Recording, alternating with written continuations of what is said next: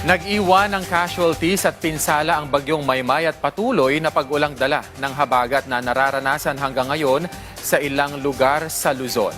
Yan ang ulat ni Elijah Canlas.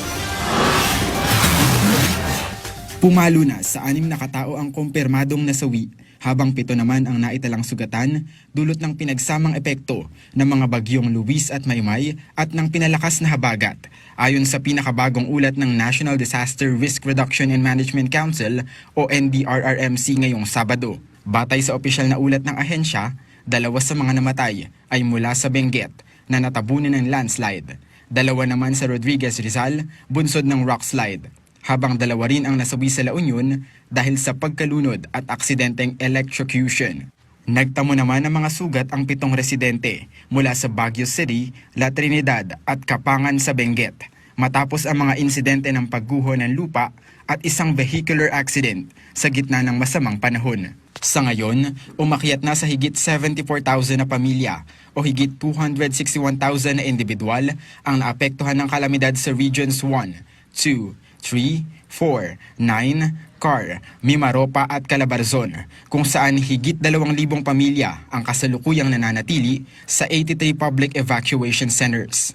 Tiniyak naman ni OCD Information Officer Diego Mariano ang patuloy na koordinasyon para maipaabot ang kinakailangang tulong sa mga pamilyang apektado ng bagyo. Opo, tuloy-tuloy naman po ang coordination po ng OCT bilang executive arm ng NDRMC sa ating mga LGUs na apektado at sa mga katuwang po natin na ahensya sa NDRMC.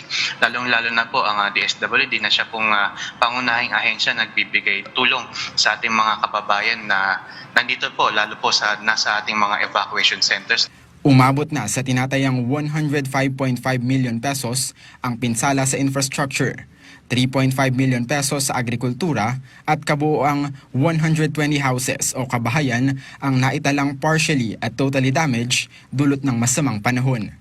Ayon naman sa ahensya ay patuloy ang mga isinasagawang clearing operations sa mga kalsadang naharangan ng landslide para maikarga ang mga dadalhing relief goods. Ang clearing operations naman po isa patuloy naman po, especially sa mga areas na meron pong nagkaroon ng landslide incidents.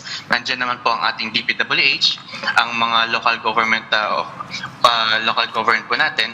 So nandiyan po sila para patuloy na mag-clear at makarating po yung mga sa ating mga kababayan, pati yung mga relief items. Dahil pa rin sa matinding epekto ng habagat, kanselado pa rin ang ilang biyahe ng mga sasakyang pandagat at ferry sa mga Port Management Office ng Batangas, Bicol, Marinduque, Quezon, Masbate, Mindoro, Bohol, Palawan, Panay, Guimaras, Western Leyte at Biliran.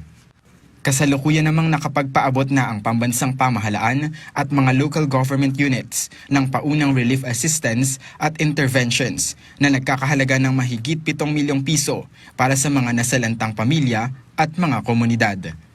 Elijah Canlas para sa Bayan.